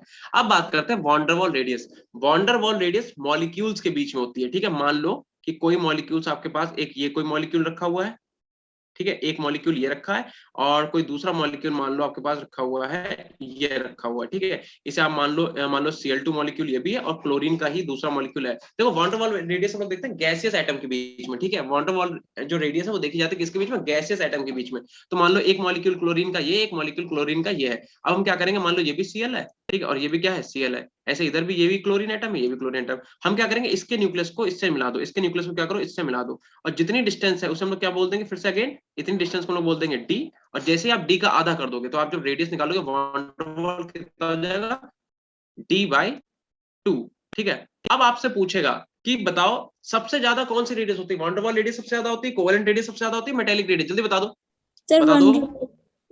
Wonder wall. एक ऑर्डर लिख, वॉन डर वाल रेडियस सबसे ज्यादा, देन उसके बाद कौन सी आती है, मेटेलिक रेडियस, और सबसे कम कौन सी होती है, कोवेलेंट रेडियस। कोवेलेंट रेडियस जो होती है वो सबसे कम होती है, क्योंकि वहां पे ऑर्बिटल्स की ओवरलैपिंग होती है, ठीक है। तो रेडियस का ऑर्डर याद रख लेना, ठीक है। कौन सा होगा, वॉन डर वाल का सबसे ज्यादा, फिर मेटेलिक का, फिर कोवेलेंट का। ये क्या है, रेडियस का ऑर्डर है, ठीक है। Okay sir. ठीक है, इतना लिखो, जल्दी से लिखो, समझ में आ गया। वॉन डेर वाल रेडियस क्या होती है? जब दो मॉलिक्यूल्स के बीच में या फिर जो गैसियस एटम होते हैं उनके बीच की जो रेडियस होती है उन्हें हम लोग क्या बोलते हैं? अब गैस के एटम कैसे, आपको भी मैंने बताया ना कि तो गैस के एटम कैसे होते हैं, दूर दूर होते हैं। सॉलिड गैस एटम जो पास होते हैं। क्या कह रहा हूँ? कौन बोल रहा है बेटा, बता दो क्या कह रहा हूँ? चलो कोई बात नहीं, इतना नोट हो गया सबका? Yes sir. अगर इतना नोट हो गया तो नेक्स्ट पेज पे चलो। अब हम लोग बात करते हैं आयनिक रेडियस की, ठीक है? अब हम लोग बात करते हैं आयनिक रेडियस की। आयनिक रेडियस की देखो, आयनिक रेडियस भी बेटा दो टाइप की होती है, ठीक है? आयनिक रेडियस भी दो टाइप की होती है, ठीक है? एक कैसी होती है? एक होती है कैटायनिक रेडियस, कैटायनिक रेडियस। एक होती है अपने पास एनायनिक रेडियस, ठीक है? Cationic radius and anionic radius, ठीक है? तो ध्यान रखो, जो कैटायनिक रेडियस होती है इसका जो साइज होगा, ठीक है? कैटायनिक रेडियस जो होती है इसमें लिखो आप लोग, size is inversely proportional to the magnitude of charge, magnitude of charge, ठीक है? इसका फॉर्मूला याद रखो, जो कैटायनिक रेडियस है उसका साइज जो होगा वो इनवर्सली प्रोपोर्शनल होगा मैग्नीट्यूड ऑफ चार्ज। अब इसका मैं जिससे मतलब पूछूं बताएगा, जैसे मान लो Fe+ है, कहीं पे Fe2+ है और कहीं पे मान लो Fe3+ है, तो बताओ सबसे ज्यादा बेटा रेडियस किसकी होगी? जल्दी से बता दो, सबसे ज्यादा रेडियस किसकी होगी? देखो लिखा हुआ है size is inversely proportional to the magnitude of charge, मतलब मैग्नीट्यूड ऑफ चार्ज का मतलब जिस पे चार्ज ज्यादा होगा उसका साइज कम होगा। देखो जिस पे चार्ज ज्यादा होगा उसका साइज कैसा होगा? कम होगा। होगा कि नहीं होगा बताओ? इनवर्सली प्रोपोर्शनल है ना? Yes, sir. दैट मीन बताओ सबसे ज्यादा रेडियस किसकी होगी? Fe+ की, Fe2+ की, Fe3+ की? Fe3+. बेटा फिर से सुनो मेरी बात, यहाँ पे देखो Fe पॉजिटिव। Sir, Fe2+. फिर से एक बार फिर से देखो, फॉर्मूला देखो क्या लिखा हुआ है। फॉर्मूला लिखा हुआ है कि जो साइज है वो इनवर्सली प्रोपोर्शनल है मैग्नीट्यूड ऑफ चार्ज के। That mean magnitude of charge मतलब चार्ज जितना ज्यादा होगा साइज उतना ही कम होगा ना। तो सबसे ज्यादा चार्ज किसका बता दो? अविनाश कह रहा है Fe+ का, बिल्कुल सही। सबसे ज्यादा चार्ज जिसका है उसका साइज सबसे कम होगा, यानी कि Fe+ का साइज सबसे ज्यादा, देन Fe2+ का, फिर Fe3+ का। बोलो समझ में आया? Yes, sir. Yes sir. Yes, sir. Fe, the people कह रही Fe+, ठीक है? शिवानी भी Fe+, ठीक है? समझ में आया? देखो फॉर्मूला बस आपको याद रखना है, कैटायनिक रेडियस का फॉर्मूला। और यहाँ से बेटा डायरेक्ट क्वेश्चन पूछा जाएगा, आपको आयंस दे देगा, कहेगा बताओ इनमें से रेडियस किसकी बड़ी है, आप निकालते रहना बैठे। तो आपको क्या करना, सीधे फॉर्मूला याद रखो। साइज का फॉर्मूला क्या? Size is inversely proportional to the magnitude of charge, मतलब चार्ज जिस पे ज्यादा साइज उसका कम। Fe3+ पे देखो चार्ज सबसे ज्यादा, 3+ है तो उसका क्या होगा? साइज सबसे कम होगा। और जिसपे सबसे कम चार्ज होगा उसका साइज सबसे ज्यादा। तो ये हो जाएगा रेडियस का ऑर्डर, ठीक है? ये ऑर्डर किसका लिखा है मैंने लिखा रेडियस का ऑर्डर, ठीक है? और एनायनिक की बात कर लें तो लिखो, यहाँ पे लिखो साइज ऑफ, मतलब ये डायरेक्टली प्रोपोर्शनल लिख लो। यहाँ पे रुको, फॉर्मूला ही बना देते हैं, ठीक है? यहाँ पे लिख लो साइज जो है, जो साइज है वो डायरेक्टली प्रोपोर्शनल है मैग्नीट्यूड ऑफ चार्ज के, मैग्नीट्यूड ऑफ चार्ज, ठीक है? यहाँ पे एनायनिक के लिए क्या याद रखोगे कि size is directly proportional to the magnitude of charge. यानी कि अगर मैं बात करूं O- और मैं बात करूं O2-, बता दो साइज किसका ज्यादा होगा? जल्दी बता दो, रेडियस का ऑर्डर बता दो। अरे भाई बोलो, O- या O2-? मैग्नीट्यूड के ज्यादा मतलब डायरेक्टली प्रोपोर्शनल है तो क्या होगा? रेडियस किसका ज्यादा होगा? O- का कि O2- का? O2-. मानसी कह रही O2- का, बिल्कुल सही है, ठीक है? क्योंकि मैग्नीट्यूड किसका ज्यादा है? O2- का मैग्नीट्यूड ज्यादा है, तो साइज भी क्या होगा? उसका ही ज्यादा होगा। तो आपको ध्यान रखना है, आपको रेडियस दो तरीके से पढ़नी है। एक तो कौन सी आपको एटॉमिक रेडियस। एटॉमिक रेडियस कितने टाइप की होती है? एक तो मेटेलिक रेडियस, फिर कोवेलेंट रेडियस, फिर वैन डर वाल रेडियस। आपको पता होगा कि सबसे बड़ी रेडियस कौन सी होती है? वैन डर वाल रेडियस, क्योंकि हमने देख लिया वैन डर वाल रेडियस क्या होती है। फिर क्या आता है? फिर आती है मेटेलिक रेडियस, और मेटेलिक रेडियस से भी कम, यानी कि सबसे छोटी रेडियस जो होती है वो होती है कोवेलेंट रेडियस। इतनी बात क्लियर है? फिर हम लोगों ने क्या पढ़ी? फिर हम लोगों ने पढ़ी आयनिक रेडियस। आयनिक रेडियस कितने टाइप की होती है? दो टाइप की, एक कैटायनिक रेडियस और एक एनायनिक रेडियस। कैटायनिक रेडियस जो है वो मैग्नीट्यूड ऑफ चार्ज के इनवर्सली प्रोपोर्शनल है। दैट मीन जिस पे मैग्नीट्यूड मतलब जिस पे चार्ज ज्यादा होगा उसकी रेडियस कम होगी। और एनायनिक रेडियस क्या होता है? मैग्नीट्यूड ऑफ चार्ज के डायरेक्टली प्रोपोर्शनल, मतलब जिस पे चार्ज ज्यादा उसकी रेडियस ज्यादा। इतनी बात क्लियर है? बता दो। Yes sir. Yes, sir. Yes, अब sir. अगर मैं आपको यहाँ पे ऑर्डर बोलूं कि साइज का ऑर्डर बताओ, ओवरऑल ऑर्डर, ठीक है? ओवरऑल ऑर्डर बताओ, किसमें किसमें पूछ रहे हैं हम कह रहे हैं बताओ एनायनिक में, एनायनिक में, देन हम कह रहे हैं न्यूट्रल में, और हम कह रहे हैं फिर कैटायनिक में, कैटायनिक में। तो बताओ सबसे ज्यादा बता दो बेटा किसका साइज होगा। एनायनिक एटम जो है वो सबसे बड़े होंगे, न्यूट्रल एटम सबसे बड़े होंगे, कैटायनिक जो आयंस होंगे वो सबसे बड़े होंगे। जल्दी बता दो। Sir anionic, anionic. Neutral ion होंगे ही नहीं, या फिर कैटायनिक आयन सबसे बड़े होंगे, बता दो। एनायनिक। एनायनिक जो होंगे वो सबसे बड़े होंगे, क्योंकि आप एक बात सुनो, मतलब O2 निगेटिव क्या कर रहा है, O2 निगेटिव जो है, O निगेटिव जो है एक इलेक्ट्रॉन को और एक्स्ट्रा ले रहा है ना, तो किसी ना किसी शेल में ही तो लेगा, तो एक शेल इंक्रीज होगी कि नहीं होगी बताओ, है ना। तो इसका मतलब एनायनिक जो होंगे, एनायनिक जितने भी आपके आयंस होंगे उनका रेडियस सबसे ज्यादा होगा, देन उसके बाद न्यूट्रल का, और सबसे कम किसका होगा, कैटायनिक का। तो आप इसे ऐसे बॉक्स बना के लिखो और इसे लिखो 100%। यहाँ से क्वेश्चन आपका पूछेगा, और देखो क्वेश्चन क्या पूछा गया वो भी हम लिख के दे रहे हैं, ठीक है। देखो क्वेश्चन आपसे पूछा गया है कि बताओ N निगेटिव में एंड N2 निगेटिव में,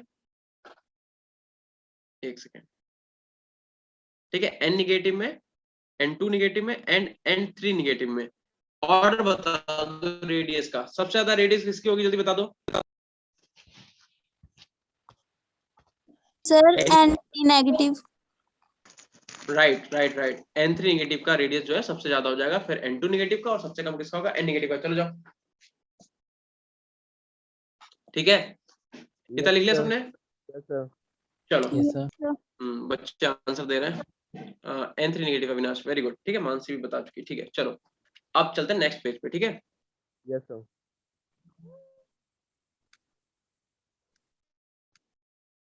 अरे भाई हो जा।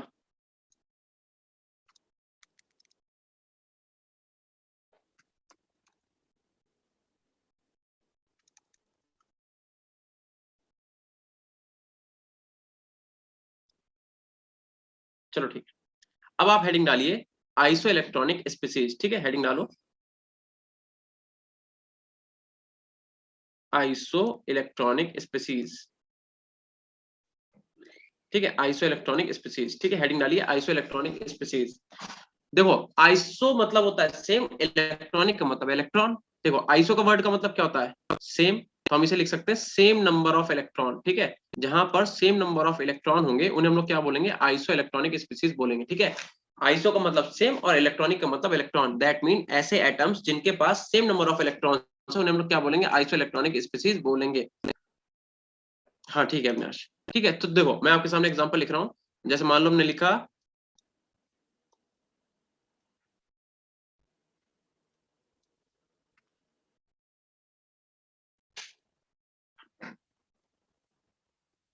बताओ क्या ये एटम अभी आइसो इलेक्ट्रॉनिक है, क्या इनके पास नंबर ऑफ इलेक्ट्रॉन सेम है, बताओ। नाइट्रोजन का एटॉमिक नंबर कितना होता है 7, इसका कितना होता है 8, इसका कितना होता है 9, इसका कितना होता है 10, देन इसके बाद 11, इसका 12।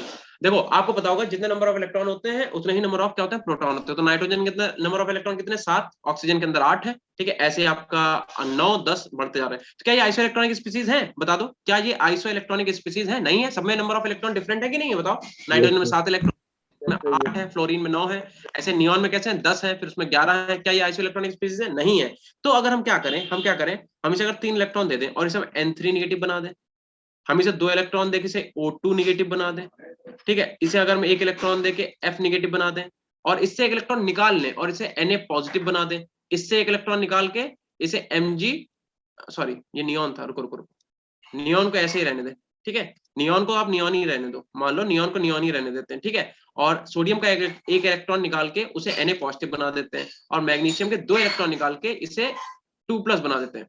अब बताओ क्या ये आइसो इलेक्ट्रॉनिक स्पीसीज होगा कि नहीं हुए, बताओ। Yes sir. बोल दो भाई। होगा हाँ होगा। देखो नाइट्रोजन का एटॉमिक नंबर 7 था, और 7 में हमने क्या करा, 3 इलेक्ट्रॉन और दे दिए, तो 7 और 3 कितने हो गए 10। तो ऑक्सीजन का 8 था, 2 इलेक्ट्रॉन और दे दिए, कितने हो गए 10। फ्लोरीन का 9 था, 1 इलेक्ट्रॉन और दे दिए, कितना हो गया 10। नियॉन के पास तो ऑलरेडी 10 थे। सोडियम के पास 12 थे, 1 इलेक्ट्रॉन निकाल लिया, कितने बचे 10। मैग्नीशियम के पास 12 थे, 2 इलेक्ट्रॉन निकाल लिए, कितने बचे 10। तो बताओ इनमें सेम नंबर ऑफ इलेक्ट्रॉन आए कि नहीं आए, ठीक है। अगर सेम नंबर ऑफ इलेक्ट्रॉन आए तो हम क्या बोलेंगे, ये क्या है, ऑल आर आइसो इलेक्ट्रॉनिक। ये सबके सब क्या है, आइसो इलेक्ट्रॉनिक स्पीसीज हैं। बोलो बात समझ आई कि नहीं आई। चलो ठीक है, अगर इतना आ गया तो इतना जल्दी से नोट करो सब लोग, जल्दी से। और आपसे यहाँ पे क्वेश्चन क्या पूछेगा, आपसे बोलेगा बताओ size of iso electronic, size of iso electronic species, ठीक है, size of iso electronic species. तो ध्यान रखना, आपको क्या फॉर्मूला याद रखना है कि सबसे ज्यादा किसका होगा, एनाइन का, फिर होगा न्यूट्रल का, फिर होगा कैटाइन का, ठीक है, सबसे ज्यादा एनाइन, न्यूट्रल एंड कैटाइन का। जैसे कि अगर मैं इसी का क्वेश्चन बना दूं यहाँ पे, मान लो मैं एक यहाँ पे क्वेश्चन आपको बना के दे दे कि बताओ N3 negative and nitrogen and मान लो N पॉजिटिव, ऐसा होता नहीं, मान ले रहे हैं, चलो मानने में क्या, क्वेश्चन बनाना है तो क्वेश्चन बनाने में कुछ भी कर सकते हैं। मान लो, वैसे तो पॉसिबल नहीं, बट मान लो यहाँ से निकाल लें। बताओ सबसे बड़ा साइज किसका होगा, बता दो जल्दी से इस क्वेश्चन में। N3 negative. N3 negative sir. मतलब इसका साइज सबसे ज्यादा, फिर न्यूट्रल का और फिर N पॉजिटिव का, ठीक है। तो ऐसे आप समझ सकते हो, आपसे क्वेश्चन किस टाइप से पूछेगा। तो बहुत आसान सा मैंने क्वेश्चन लिख दिया, अभी क्वेश्चन आपको प्रैक्टिस कराएंगे तो आपको पता चल जाएगा, ठीक है। चलो, और यहाँ पे ऐसा करो, एक क्वेश्चन लिख ही लो, लिखो साइज ऑर्डर, क्वेश्चन लिखो।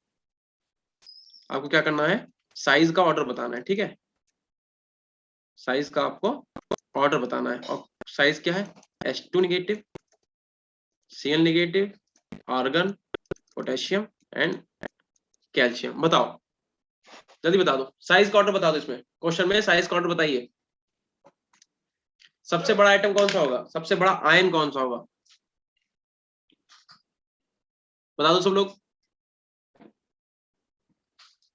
ये क्वेश्चन मैंने आपसे पूछा है, ये वाला क्वेश्चन, इसका आप बताइए आंसर क्या होगा। इस वाले क्वेश्चन का आंसर बताइए, H2 negative, Cl negative, Ar K positive या फिर Ca पॉजिटिव, बताओ।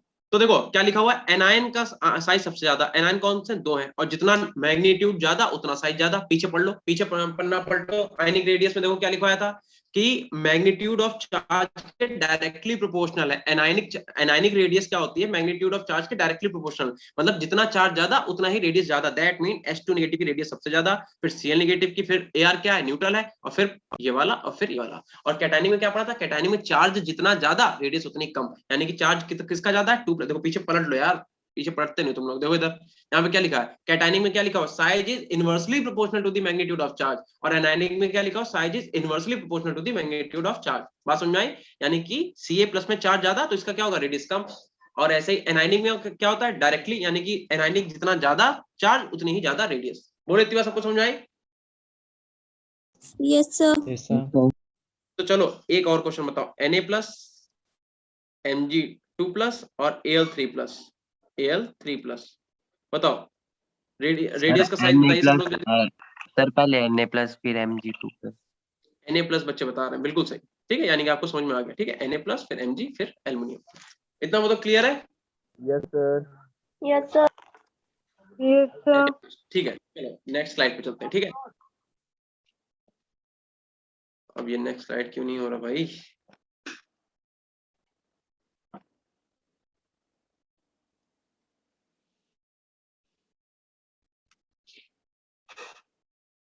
चलिए अब आप हेडिंग डालो, हेडिंग डाल दो आप, size in periodic table, size in periodic table. अब हम लोगों को क्या देखना है, पेरियोडिक टेबल में साइज देखना है, ठीक है। तो अब क्योंकि आपका टाइम हो चुका है, वैसे तो आज अपना टाइम बहुत ज्यादा बेकार चला गया, बट क्या कर सकते हैं, ठीक है। बट कल से मैं ट्राई करूंगा कि ऐसी जगह बैठूं जहाँ पे नेटवर्क बिल्कुल सही है, ठीक है, और आपका बिल्कुल भी टाइम बर्बाद ना हो। तो हम लोग, अगर आपकी कल मेरी क्लास होगी तो कल ये चैप्टर फिनिश करेंगे, और इसके बाद का जो भी चैप्टर है उसे कल ही स्टार्ट करके इसके क्वेश्चन लगाएंगे, ठीक है बेटा।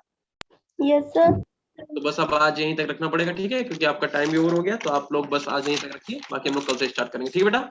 Sir good evening sir. ठीक है बेटा, bye bye bye bye, good night, good night, good evening to all.